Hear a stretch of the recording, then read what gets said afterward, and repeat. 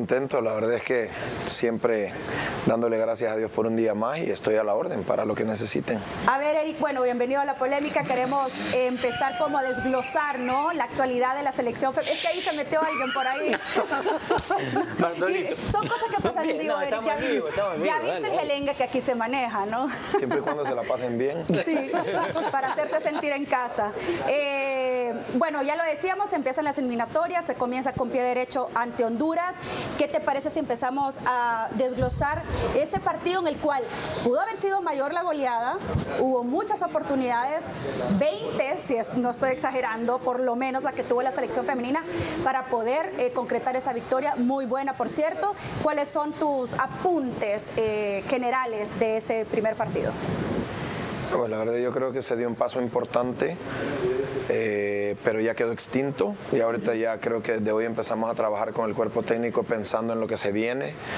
Le damos 1000 vueltas al partido, sabemos que nos falta un poquito más de precisión, no por el partido como tal, sino por los rivales que se puedan venir.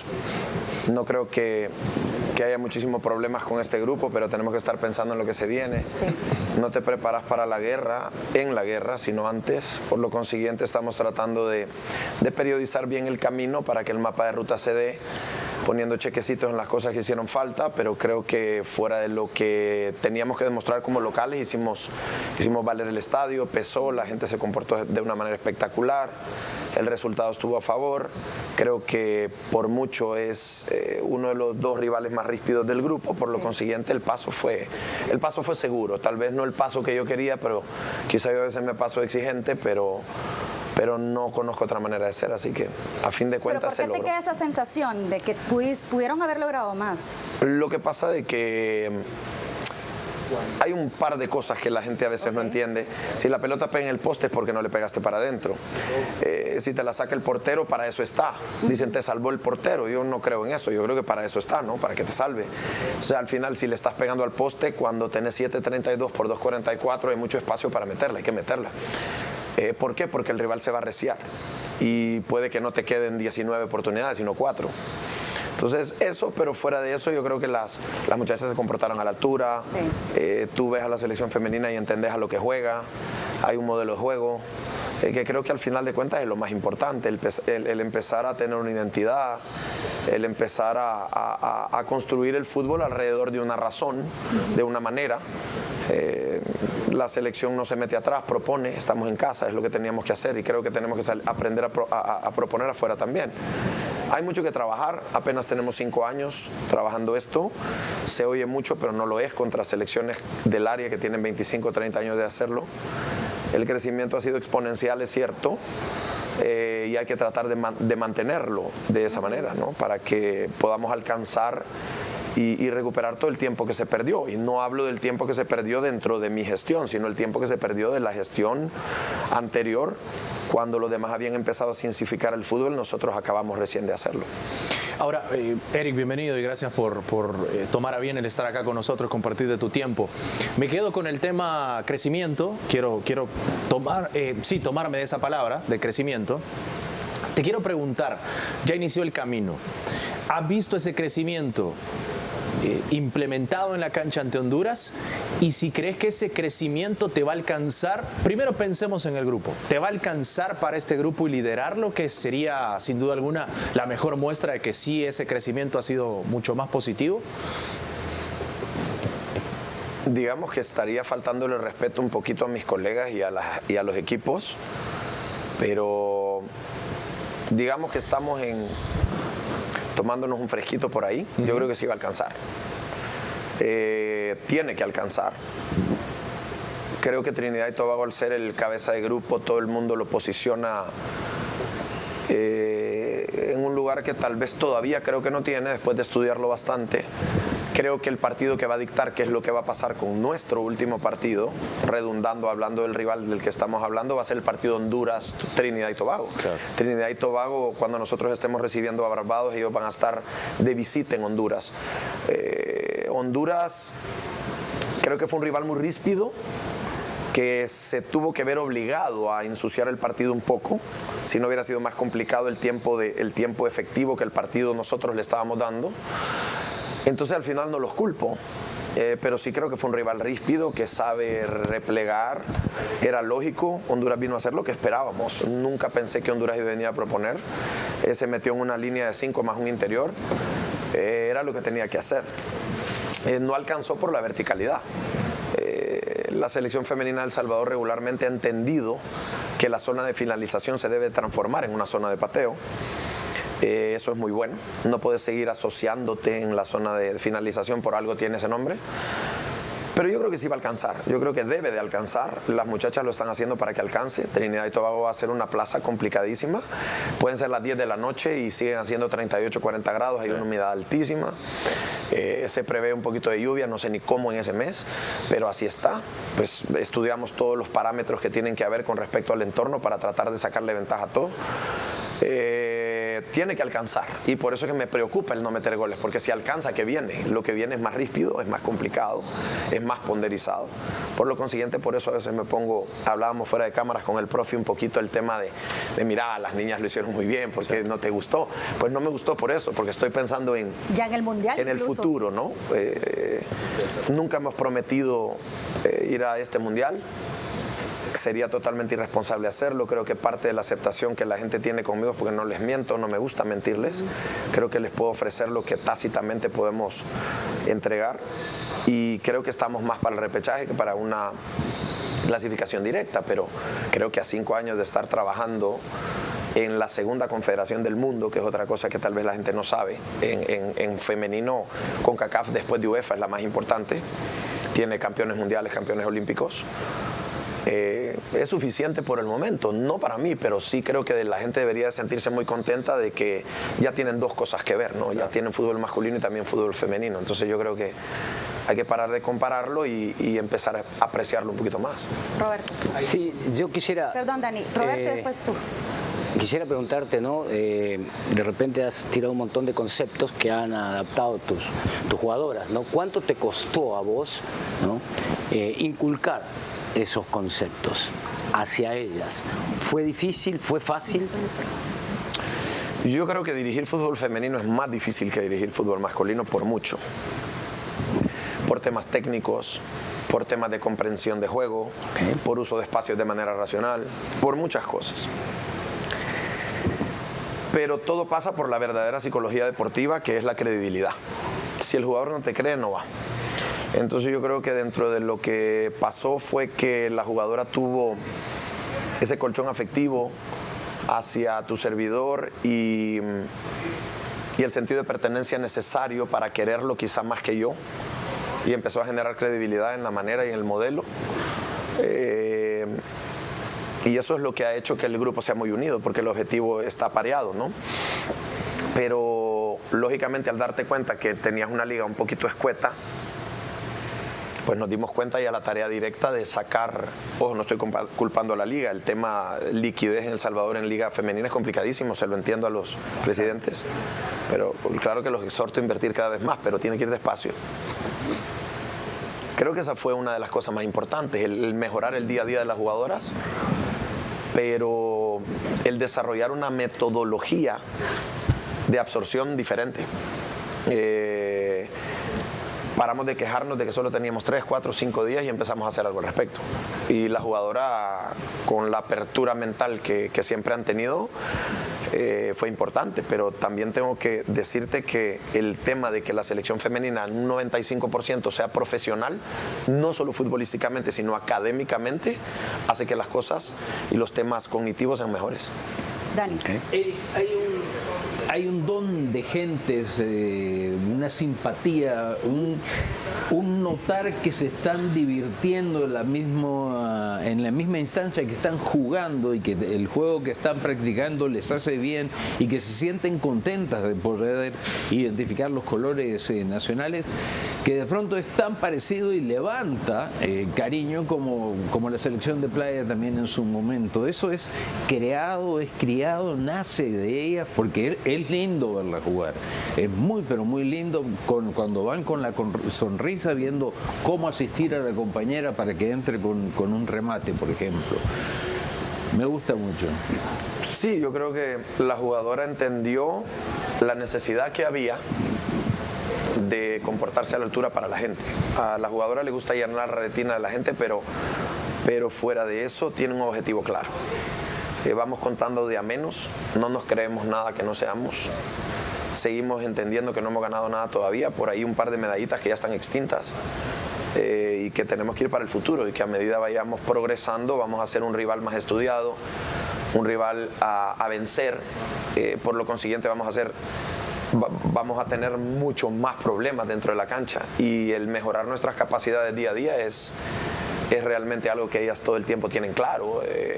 Si tu entrenador es más intenso que vos, fregaste. Y entonces hay una competencia de que tenemos que intensificarnos todo el tiempo y de aprovechar el tiempo que tenemos. Les aman venir aquí, no tenés una idea. O sea, es profe, va a haber fecha FIFA, profe, cuando vamos, profe. Ellas mismas a veces gestionan sus permisos antes de tiempo. Ahora te das cuenta de que los equipos creyeron muchísimo en nosotros para prestarnos a los jugadores en su pretemporada. Eso no es tan fácil. No estamos hablando de equipos por ahí en Kazajistán, estamos hablando de Liga Mexicana, estamos hablando de equipos que si tal vez no están invirtiendo la misma cantidad de dinero en la Liga Mexicana, están invirtiendo un montón de plata, que usan todas la infraestructura del fútbol masculino. Muchos equipos ya tienen su propio plantel femenino.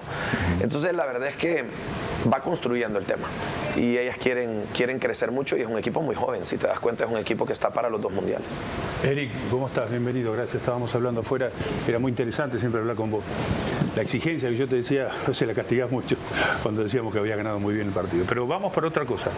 Decís vos, tengo un modelo de juego. El modelo evidentemente está planteado.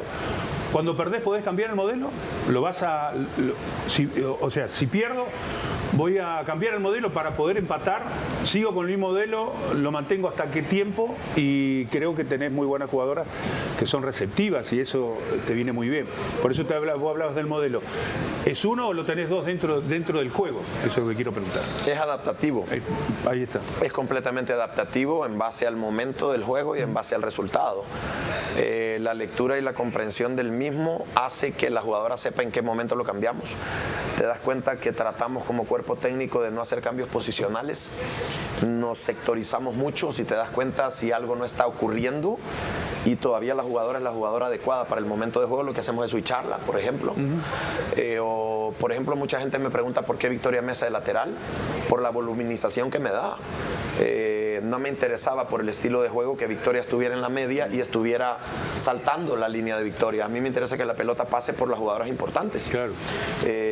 Entonces empezamos a ver la cantidad de pelotas que Victoria como tal podía voluminizar, valga la redundancia, dentro de un juego. Puede entregar bien. Y empezó a ser mejor siendo lateral, porque regularmente la pelota pasa más por ella. Entonces, con la comprensión y lectura de juego que tiene, va. Entonces, el punto no es explicar al jugador que va de A a B, sino que el jugador entienda por qué, para que se cree una herramienta, no una necesidad. Entonces, yo sí creo que es adaptativo. Si te das cuenta, íbamos perdiendo con Costa Rica en la final, y el equipo solito plantó líneas más arriba. No hizo falta que vos le dijeras. No hizo falta. Aún la central me decía, profe, ¿cuándo nos quedamos con 3? Claro. O sea, ya sabían. Tenía que sumar una. Entonces, yo creo que es lo que te mencionaba antes, en base a la pregunta que hizo Roberto, que la comprensión del juego está presente. Entonces, hemos tratado de tactificar al equipo. Creo que en El Salvador todo el mundo se preocupa mucho por la técnica y no por la táctica. De hecho, hay unos manuales ahí extraños de que hay que empezar a tactificar al niño hasta los 12 y un montón de tonteras de ese tipo, que eran cosas de 1986. Creo que las tendencias del fútbol moderno están alejando el asociativo. Creo que nos quedamos enamorados del fútbol asociativo y no vamos a ser mejor en asociativo que países que tienen mejores ligas que nosotros. Entonces, estamos como necios con el tema. Hay que pasar más por el tema táctico y estratégico. Y gracias a Dios tengo las jugadoras que semana a semana les toca manejar estrategias diferentes, porque tienen ligas súper fuertes en las cuales cada semana tienen equipos que juegan a diferentes cosas. A mí me beneficia mucho. Perdóname, yo creo que voy, más allá de no llevarte la contra, yo voy por las dos, ¿no? Si tengo técnica, también voy a entender que un pase bien ejecutado me va a simplificar a lo mejor una posición táctica para mí. Yo creo que se viene todo de la mano, pero lo que vos decís yo lo comprendo. eres un país que me ha tocado también cuando a veces le decís al jugador que se puede manejar de otra manera, no te entiende y lo tenés que trabajar mucho, pero voy por ese lado también. Sí, no es un tema de... El tema es que no se puede tactificar sin tecnificar, Exacto. eso está claro. El tema es a lo que le llamamos técnica. Exacto. En El Salvador le llamamos técnica a un tipo, o nos gusta un tipo porque se lleva 4 personas, lo llevas al extranjero y viene una semana de regreso, porque el fútbol no pasa por ahí. No. Y entonces seguimos equivocados con lo que vemos. O por ejemplo, por ponerte un ejemplo, tenemos conceptos equivocados de lo que es un pelotazo. En ninguna parte del manual dice cuánta distancia tiene que tener un pase, ¿no? Te dice que tiene que tener un receptor, una pelota y un emisor. Si el emisor conecta con el receptor es un pase, ¿no? Claro. No importa la distancia. Claro, si es corto o largo. Exacto, entonces cuando tu selección está conectando emisor-receptor a 50 metros, porque es un pelotazo. Claro.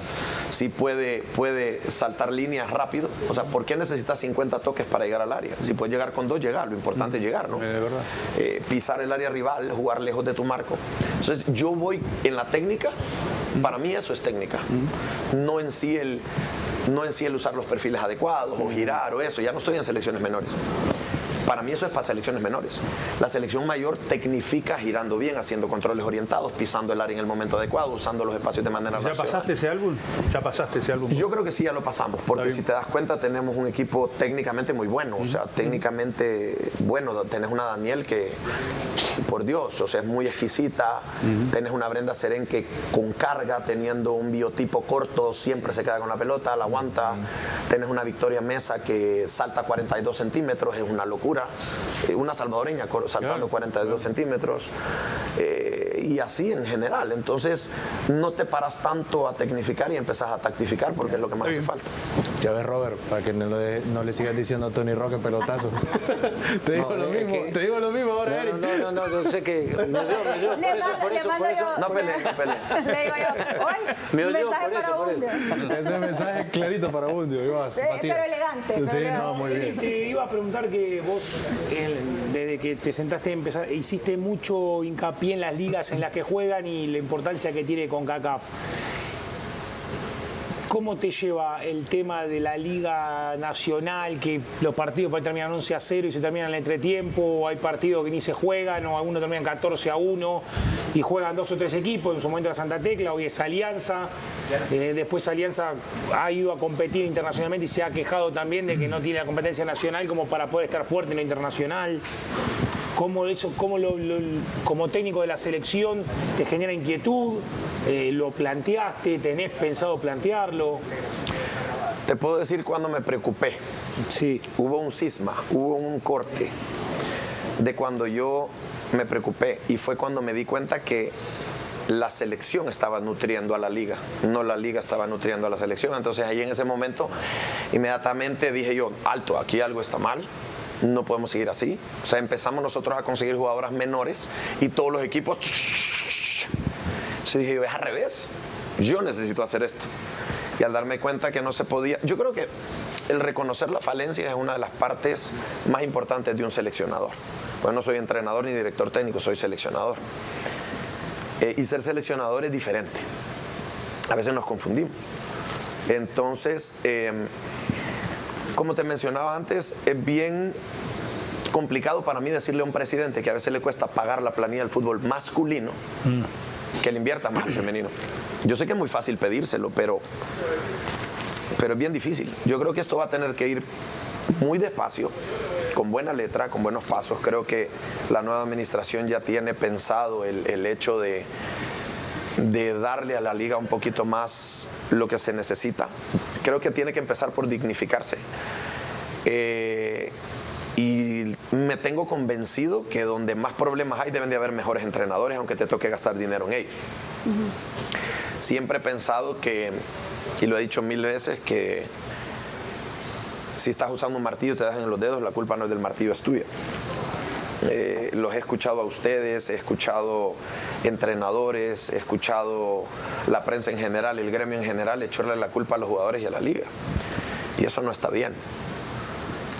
Más creo que lo que falta en El Salvador, y ojalá no se enojen mucho, que no soy paracaídas para caer bien, ni paracaidista tampoco, y siempre me he metido en líos por decir la verdad. Lo que faltan son entrenadores. He visto un entrenador en 5 equipos. Si no te va bien en un equipo, esperas que te vaya bien en otro. O en los 3 que siguen. Y si el problema sos tú y no te has dado cuenta. O no querés darte cuenta. Yo más paso por eso. Tenés en las ATFAS entrenadores ganando $400. ¿Qué querés? ¿Que le alcance para pagarse un curso? ¿Que le alcance para qué? Ese le está enseñando el fútbol base a tus niños. ¿Qué querés? Yo visoreé 800 niñas en la liga policial y no clasificó una para la selección sub-17. Si querés cambiar, tenés que ser un poquito exigente con lo que llevas. Claro. Entonces, por ahí pasa el problema. Pero ¿quién estaba dirigiendo esa liga? Policías. Eric, perdón que te interrumpa, creo que esta